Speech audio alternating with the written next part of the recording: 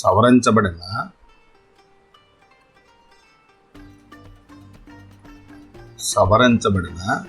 Bloom లక్ష్యాల వర్గీకరణలో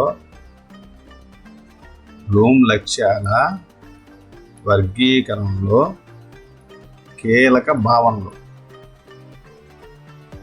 అయితే Benjamin yes Bloom మరియు కొంతమంది విద్యావేత్తలు ప్రాథమికంగా బోధనా లక్ష్యాల వర్గీకరణ ప్రతిపాదించారు.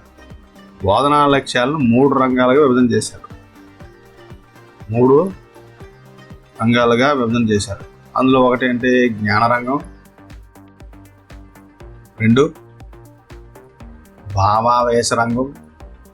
3 మానసిక చలనాత్మక రంగం. అయితే ఈ మూడింట్లో కూడా జ్ఞానానికి సంబంధించి ఏం చెప్పారు? జ్ఞానము, అవబోధన, వినియోగం, విశ్లేషణ, సంశ్లేషణ, తర్వాత మూల్యాంకనం ఇలా చెప్పడం జరిగింది. అయితే ఇందులో జ్ఞానము, అవబోధన, వినియోగాలు ఏంటి? నిమ్న స్థాయి అని. జ్ఞానము, అవబోధన, వినియోగం ఏంటి? నిమ్న స్థాయి అని, అంటే తక్కువ స్థాయి బోధన లక్ష్యాలని. విశ్లేషణ, సంశ్లేషణ,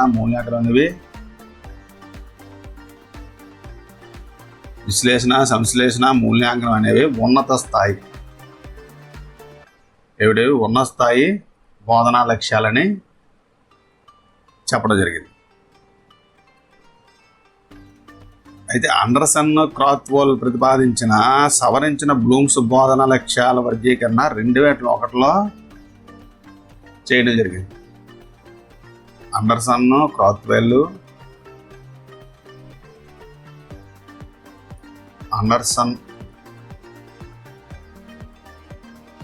క్రాత్వోల్ ప్రతిపాదించిన లేదంటే సవరించిన బ్లూమ్ బోధనా లక్ష్యాల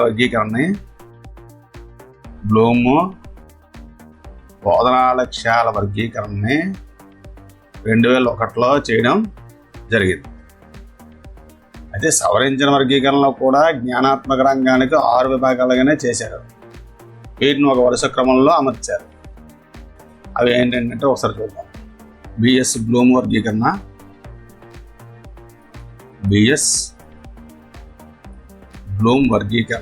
ఎప్పుడు ఇది? 1956. అండర్సన్, క్రాత్వోల్ ఎప్పుడు వర్గీకరణ? ఇది 2001. అది ఇందులో ఏమని చెప్పారు? జ్ఞానం, అవబోధన, వినియోగం, విశ్లేషణ, సంశ్లేషణ, మూల్యాంకనం. ఇక్కడ ఏం చెప్పడం జరిగిందంటే జ్ఞాపకం ఉంచుకోవడం,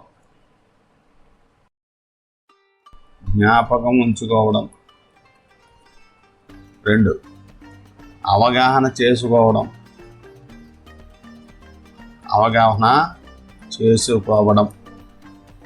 3 వినియోగించడం. 3 ఏంటి? వినియోగించడం. 4 విశ్లేషించడం.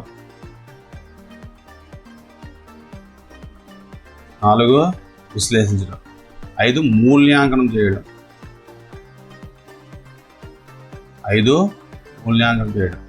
6 నూతన కల్పనలు చేయడం లేదా సృష్టించడం.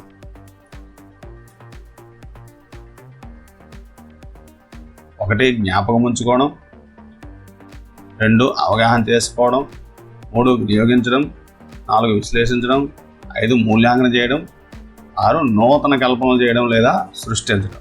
అంటే ఇక్కడ ఏంటి? జ్ఞానానికి జ్ఞాపకం ఉంచుకోవడం,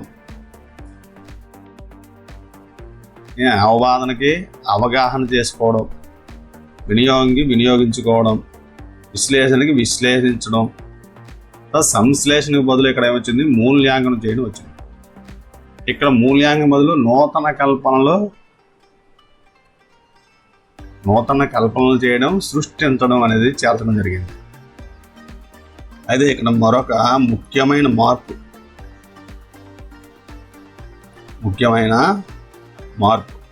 ఏమిటంటే, బ్లూమ్ వర్గీకరణలో ఒకే కొలతలో ఉన్న వర్గీకరణం ఇప్పుడు 2 కొలతలుగా మారింది.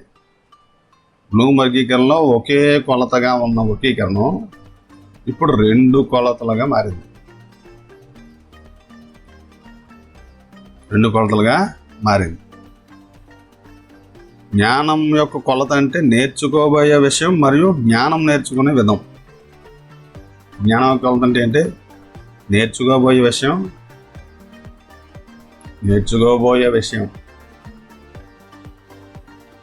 మరియు జ్ఞానం నేర్చుకునే విధం. ఇక్కడ 2 కొలతలుగా ఇవ్వడం జరిగింది. జ్ఞానాత్మక ప్రక్రియ మితి. ఇందులో ఏంటంటే వాస్తవ జ్ఞానం ఇదేంటి? ఇది భౌతిక రసాయన శాస్త్రానికి సంబంధించిన యథార్థాలు, సమీకరణలు, నిర్వచనాలు, పదాలు, పారిభాషిక పదాలు మొదలైన వాటిని అర్థం చేసుకోవడానికి, అభివృద్ధి పరచుకోవడానికి ఉపయోగపడుతుంది. యథార్థాలు, సమీకరణాలు, నిర్వచనాలు, తర్వాత పదాలు, ఇవన్నీ అర్థం చేసుకోవడానికి, అభివృద్ధి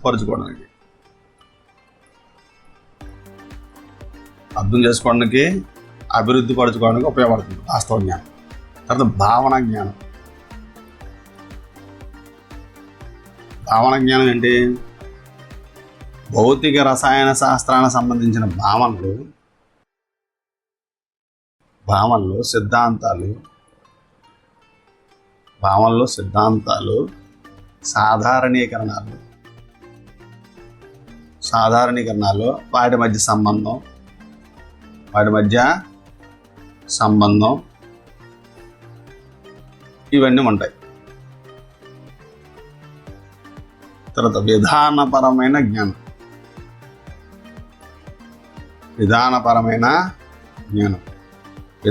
జ్ఞానంలో ఏముంటాయి? భౌతిక రసాయన శాస్త్రానికి సంబంధించిన శాస్త్రీయ పద్ధతులు, శాస్త్రీయ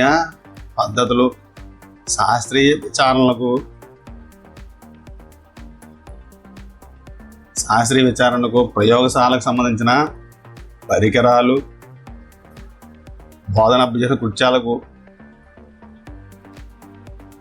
బోధనాభ్యసన కృత్యాలకు సంబంధించిన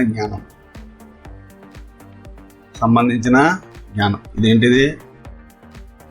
జ్ఞానాత్మక ప్రక్రియకు సంబంధించిన మితి ఏంటంటే కొలత. వాస్తవ జ్ఞానంలో యథార్థాలు, సమీకరణలు, నిర్వచనాలు, పదాలు అర్థం చేసుకోవడం సంబంధించిన ఉంటాయి. భావన జ్ఞానం ఏంటంటే భావనలు, సిద్ధాంతం, సాధారణీకరణాలు, వాటి మధ్య సంబంధం, వివిధ భావనలు ఉంటాయి. విధానపరమైన జ్ఞానం ఏంటంటే శాస్త్రీయ పద్ధతులు, శాస్త్రీయ విచారణకు, ప్రయోగశాలకు సంబంధించిన పరికరాలు, బోధనాభ్యసన కృత్యాలకు సంబంధించిన జ్ఞానం ఉంటాయి. ఆత్మ పరిశీలన జ్ఞానం 4. ఆత్మ పరిశీలన జ్ఞానం భౌతిక రసాయన శాస్త్రానికి చెందిన జ్ఞానం ఒక వ్యక్తి ఎంత బాగా నేర్చుకున్నాడో తన స్వీయ అవగాహన ద్వారా తెలుసుకున్న ప్రక్రియ. తన స్వీయ అవగాహన ద్వారా తెలుసుకునే ప్రక్రియ. తను నేర్చిన శాస్త్రజ్ఞానం నూతన పరిస్థితుల్లో ఏ విధంగా అన్వయించుకోగలడో ఈ జ్ఞానం తెలియజేస్తుంది. ఇది నూతన పరిస్థితుల్లో ఎలా వినియోగిస్తాడు అన్నది తెలియజేస్తుంది. అయితే అండర్సన్, క్రాత్వోల్ బోధన లక్ష్యాలు అంటే సవరించిన బోధనా లక్ష్యాలకు సంబంధించి కొన్ని భావనలు ఉన్నాయి. అవి మనం చూద్దాం. మొదటిది ఏంటి? జ్ఞాపకం ఉంచుకోవడం.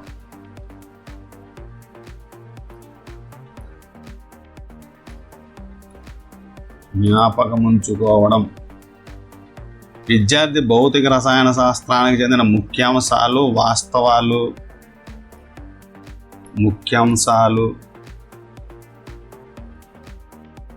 వాస్తవాలు, తర్వాత పేర్లు, తేదీలు, సిద్ధాంతాలు, సాధారణీకరణాలు మొదలైన వాటిని జ్ఞప్తికి ఉంచుకోవడమే జ్ఞానం. ఈ జ్ఞానం విద్యార్థికి విషయ అవగాహనకు ఉపయోగపడుతుంది. వీటికి అవసరమైనప్పుడు తిరిగి గుర్తు తెచ్చుకుంటాడు. ఏం చేస్తాడు? అవసరమైనప్పుడు తిరిగి గుర్తు తెచ్చుకుంటాడు. పుటాకార దర్పణాన్ని, కుంభాకార దర్పణాన్ని చూడగానే గుర్తిస్తాడు. ఎగ్జాంపుల్, పుటాకార దర్పణాన్ని, కుంభాకార దర్పణాన్ని చూడగానే గుర్తిస్తాడు. ప్రయోగశాలలో రంగును బట్టి K2Cr2O7, అదే పొటాషియము క్రోమైట్, పొటాషియం పర్మాంగనేట్ లను గుర్తిస్తాడు. K2Cr2O7, KMnO4 రంగును బట్టి గుర్తించగలగడం. తర్వాత సెకండ్ వన్ అండి, అవగాహన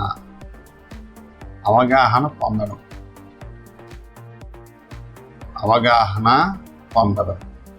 దీని విద్యార్థి భౌతిక రసాయన శాస్త్ర యథార్థంలో, భావనలు, సిద్ధాంతాలు, నియమాలు మొదలైన వాటి గురించి సరైన అవగాహన చేసుకుంటాడు. సిద్ధాంతాలు, భావనలు, నియమాలు, సిద్ధాంతాలు, భావనలు, నియమాలు, యథార్థాలు,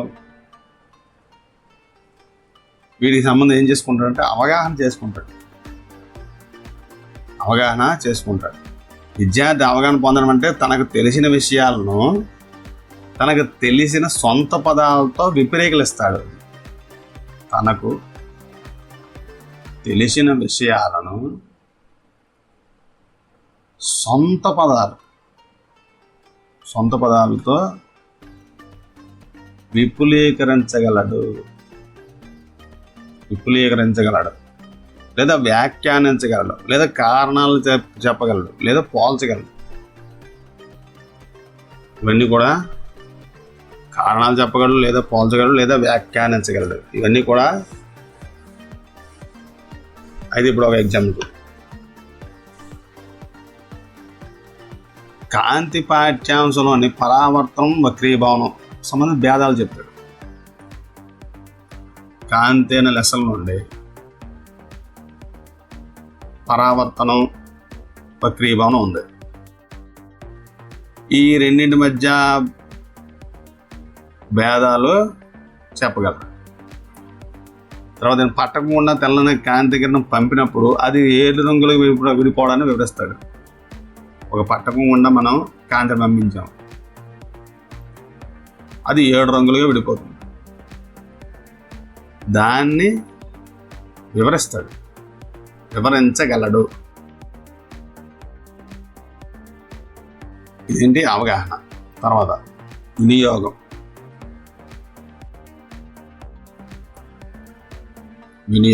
వినియోగం ఏంటి అంటే అన్వయించడం. వినియోగం అంటే ఏంటి? అన్వయించడం. ఇప్పుడు విద్యార్థి తాను నేర్చిన భౌతిక రసాయన శాస్త్రాల జ్ఞానాన్ని అవగాహన చేసుకున్న శాస్త్ర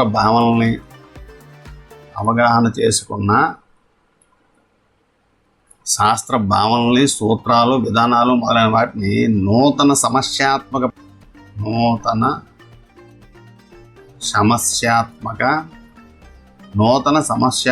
పరిస్థితుల్లో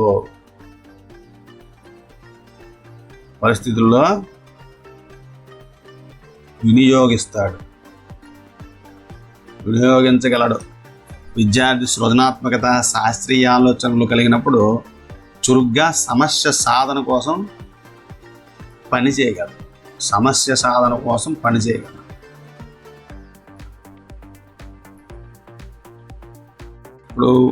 ఇప్పుడు ఎగ్జాంపుల్ చూద్దాం. ఇచ్చిన కుంభాకార కటకం యొక్క నాభ్యంతరం ప్రయోగశాలలో కనుగొనగలరు. కుంభాకార కటకం యొక్క నాభ్యంతరం ప్రయోగశాలలో కనుగొనగలరు. ప్రయోగశాలలో కనుగొంటారు. తర్వాత ఇనప వస్తువులు తుప్పు పట్టకుండా పెయింట్ వేయాలని చెప్పగలరు. ఇప్పుడు ఇనప వస్తువులు తుప్పు పట్టకుండా ఏం చేయాలి అని మనం అడిగితే దానికి పెయింట్ వేయాలి అని చెప్పగలరు. ఇచ్చిన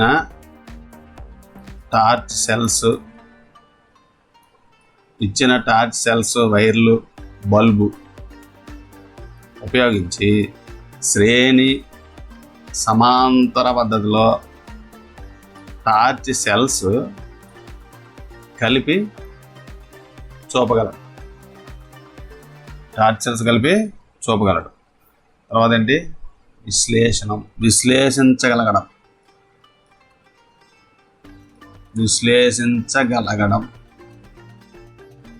విద్యార్థి భౌతిక రసాయన శాస్త్ర భావనలు, సూత్రాలు, విధానాలను విశ్లేషణ చేయగలడు. భావనలు, సూత్రాలు, విధానాలను విశ్లేషణ చేయగలడు. అంటే జ్ఞాపకం ఉంచుకున్న, అవగాహన చేసుకున్న, విశ్లేషణ చేసుకున్న శాస్త్రీయ జ్ఞానంతో సమస్యను సాధిస్తాడు. విశ్లేషణ చేసుకున్న శాస్త్రీయ జ్ఞానంతో సమస్యను సాధించగలడు. ఇప్పుడు ఒక ఎగ్జాంపుల్ చూద్దాం.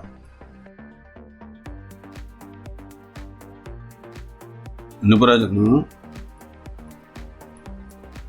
ఇసుక మిశ్రమాన్ని అయస్కాంతాన్ని ఉపయోగించి విడదీయగలడు. ఉప్పు నీరు మిశ్రమాన్ని స్వేదన ప్రక్రియ ద్వారా విడదీయగలడు. ఉప్పు నీరు మిశ్రమాన్ని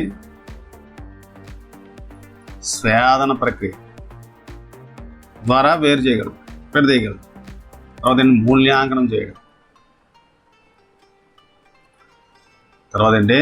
మూల్యాంకనం చేయడం.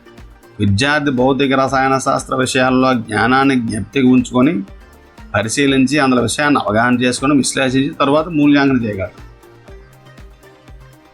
ఫస్ట్ అంటే జ్ఞప్తికి ఉంచుకుంటాడు,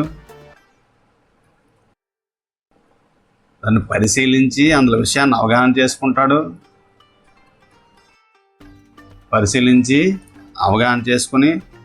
విశ్లేషించిన తరువాత మూల్యాంకనం చేయగలడు.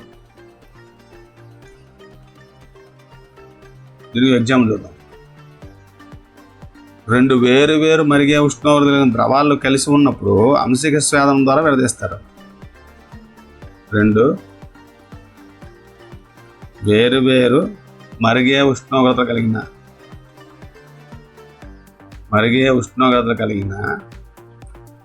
ద్రవాలు కలిసి ఉన్నప్పుడు అంశిక స్వేదనం ద్వారా విడదీస్తారు.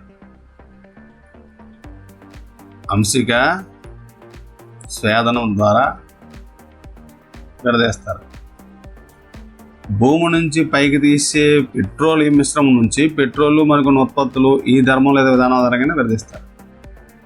పెట్రోల్ ఈ విధంగానే విడదీస్తారు. సెంటిగ్రేడ్ థర్మామీటర్ ఉపయోగించి రోగి శరీర ఉష్ణోగ్రత కొలుస్తాడు. సెంటిగ్రేడ్ థర్మామీటర్ను ఉపయోగించి రోగి శరీర ఉష్ణోగ్రతను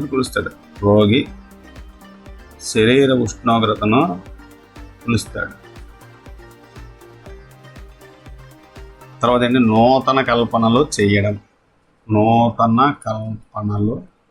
చేయడం లేదా సృష్టించడం.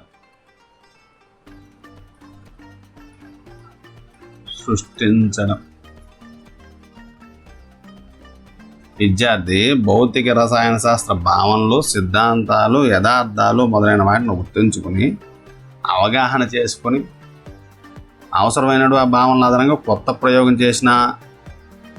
ఆధారంగా కొత్త ప్రయోగం చేసిన లేదా ప్రత్యామ్నాయ పరికరాలు చేసి ఉపయోగించగలిగిన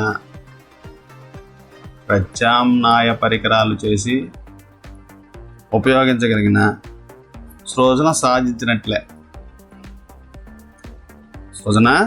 సాధించినట్లే. విద్యుదయస్కాంత ప్రేరణ తెలిపి ప్రయోగం. విద్యుదయస్కాంత ప్రేరణ తెలిపి ప్రయోగం. గాలిమర మాదిరి తయారు చేయడం.